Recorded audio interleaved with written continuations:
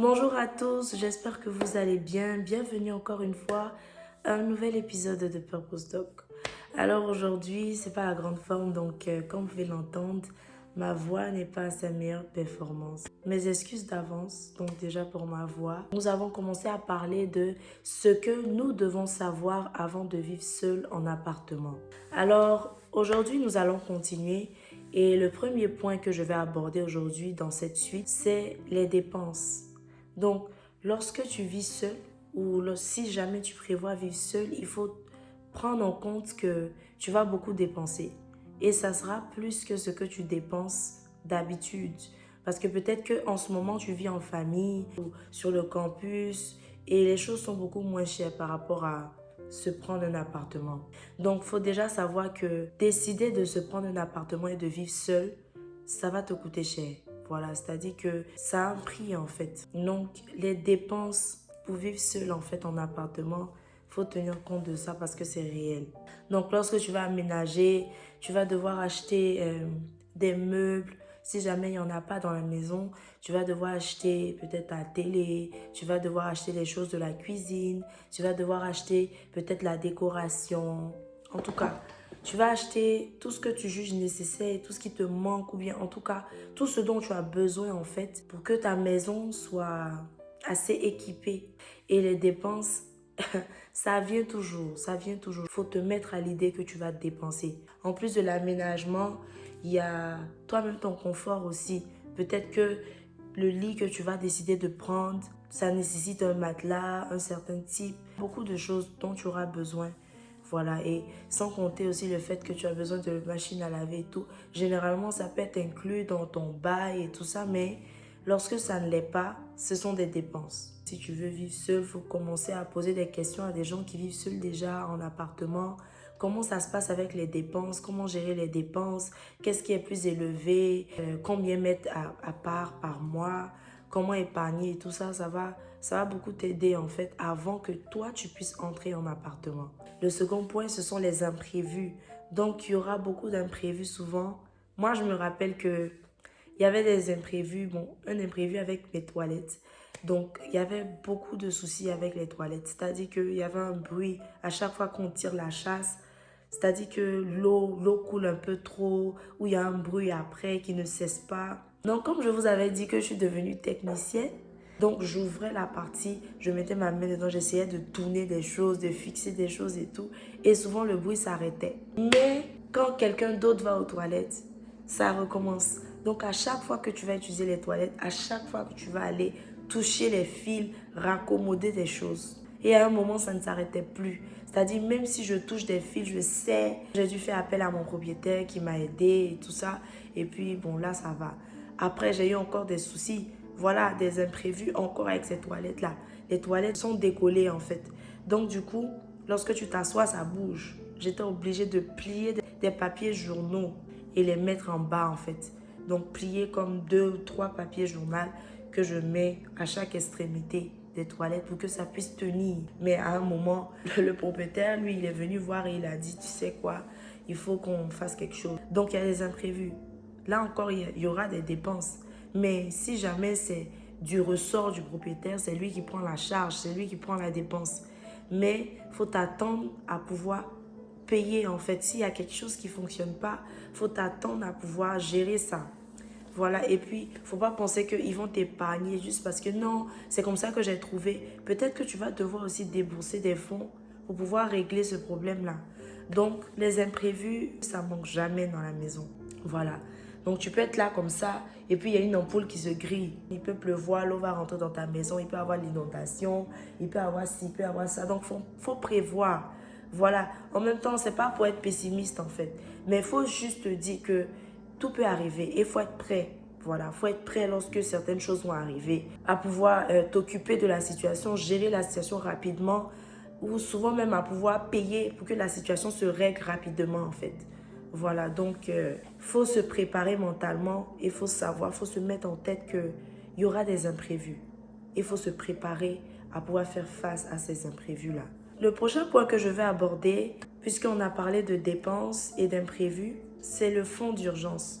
Si tu veux vivre seul en appartement, faut savoir, faut te mettre en tête dès maintenant que tu dois avoir un fonds d'urgence. C'est-à-dire que la façon dont tu gères ton argent, tu dois forcément avoir de l'argent que tu mets à côté, genre de ton épargne, mais il doit avoir un fonds d'urgence. Parce que déjà, si tu déménages, que voilà, tu arrives dans le nouvel endroit, tu es en train d'aménager dans ton nouvel appartement, il y a une longue liste de choses à acheter. Il faut vraiment avoir un compte épargne et un fonds d'urgence. C'est important. En tout cas, si tu veux vivre seul, si tu veux vivre en appartement seul, c'est important d'avoir un compte épargne et puis un fonds d'urgence. Un compte épargne où il y a l'argent dedans, pas un compte épargne vide. Justement, c'est ça. Il y a beaucoup d'entre nous ici, on a des comptes épargne, mais il n'y a rien dedans. En tout cas, c'est très important parce que c'est ça qui va régler tes imprévus. Généralement, c'est ton fonds d'urgence qui peut régler tes imprévus. Les imprévus viennent et puis bon, il n'y a rien. Tu n'as pas d'argent, tu peux pas. Tu peux pas gérer la situation. Les imprévus et les dépenses là, il faut avoir l'argent pour ça. Et les dépenses, il y a l'assurance aussi, habitation. En tout cas, il y a beaucoup de choses. À part ton loyer, assurance habitation. Si voilà, tu payes des choses par mois, genre l'électricité ou même tu payes de l'eau par mois. En tout cas, beaucoup de petites choses qui ont attrait en fait ou qui touchent à ton appartement. Tu dois être organisé dans tes finances. Ça, c'est très important. Le dernier point que je vais aborder, c'est la prudence. Voilà, si tu veux vivre seul en appartement, il faut être prudent. Extrêmement prudent. Parce que tu es seul. Donc, ça veut dire que si quelque chose arrive, tu seras seul face à la situation. Donc, il faut faire tout pour être déjà en sécurité. Voilà, il faut faire tout pour être en sécurité. Lorsque tu rentres chez toi, assure-toi que tes portes sont bien fermées.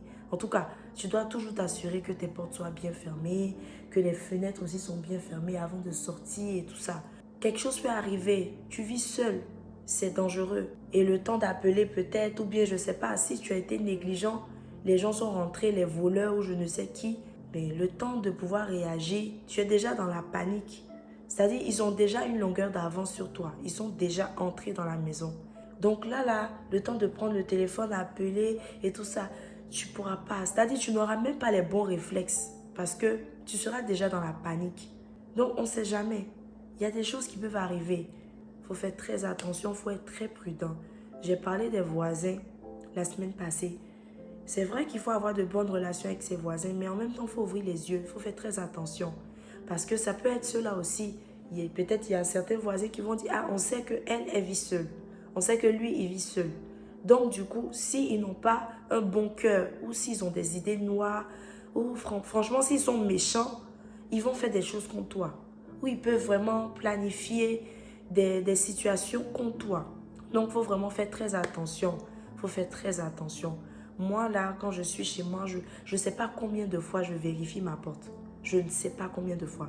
À chaque fois que ça me passe par la tête, je vais vérifier. Souvent même, je viens à peine de vérifier, je rentre dans ma chambre et j'ai l'impression que je n'ai pas bien vérifié même. Et je retourne, je vérifie encore avant de rentrer définitivement. Et même lorsque ma première porte, c'est-à-dire la porte qui mène dehors, est fermée, bouclée, lorsque je rentre dans ma chambre, souvent lorsque je sens l'intuition de boucler ma porte de chambre, je boucle. Donc, je suis doublement bouclée. Il faut vraiment être très prudent. Il ne faut pas prendre de risques en fait. Il ne faut vraiment pas prendre de risques. Donc, on ne sait jamais. Si toi, tu te dis, ok, j'ai vérifié 1000 fois, la porte est fermée. Quand je partais me coucher, la porte était fermée. Ok, mais on ne sait pas comment les gens sont rentrés. Au moins, si ta deuxième porte, ta porte de chambre est fermée, c'est bien. Où je vis en ce moment, dans le quartier et puis dans la ville, on entendait des rumeurs comme quoi il y avait des gens qui venaient la nuit, en fait, pour déchirer les fenêtres, pour rentrer dans les maisons des gens, voler les choses et puis partir. Mais si ta fenêtre est fermée, c'est-à-dire bouclée, condamnée, Même s'il déchire même ce qu'on appelle moustiquaire ou quoi, et puis il veut rentrer, il ne peut pas. Parce que c'est bouclé en fait. Il ne peut pas. À moins qu'il casse. Mais s'il casse, on va l'attraper. Donc du coup, il faut vraiment être très prudent. Voilà, il faut te protéger, il faut prendre tes précautions, il faut prendre les dispositions nécessaires pour être à l'abri, en sécurité. C'est vrai, Jésus est celui qui nous protège, c'est lui qui est avec nous et tout ça. Il y a beaucoup de choses qui se passent, on ne sait pas, c'est Dieu qui nous protège. Mais toi aussi, ce que tu peux faire en tant qu'homme, en tant qu'être humain, pour toi-même te mettre en sécurité de manière physique, il faut le faire. Je prête beaucoup attention aussi au bruit. Je prête beaucoup attention au bruit. Quand je suis dans ma maison, je prête attention au bruit. Quand j'entends un bruit qui est inhabituel ou un bruit de porte, un jour j'ai entendu un bruit de porte, comme si quelqu'un tapait ou comme si quelqu'un essayait d'ouvrir. Je sentais le poignet en fait bouger. Et tout à coup, je me suis levée, j'ai crié, c'est qui, c'est qui? Je suis allée vers la porte. Je criais, c'est qui, c'est qui? Je vais appeler la police.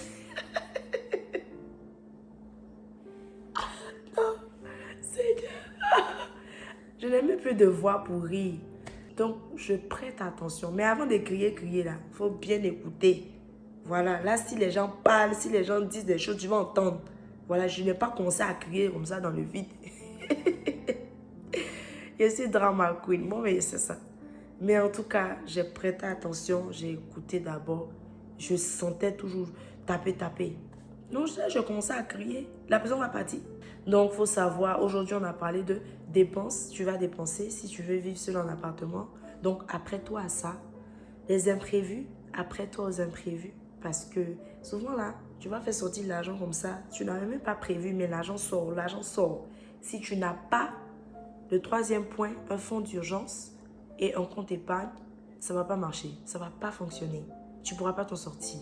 Et en plus de ça, tu dois être prudent, extrêmement prudent. Et surtout si tu es une jeune femme, tu vis seule. Genre, il faut être prudente. Il y a des fous partout. Il y a des gens, on ne sait pas c'est quoi qui les anime, mais en tout cas.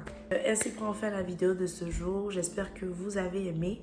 N'hésitez pas à liker, à commenter, à partager, mais surtout à vous abonner. Donc, mon nom est Anora, créatrice des plateformes de Purple Stock. Alors, désolée pour le désagrément encore une fois. Je m'excuse pour ma voix. Que le Seigneur nous bénisse et on se retrouve la semaine prochaine pour un autre épisode de Purple Stock.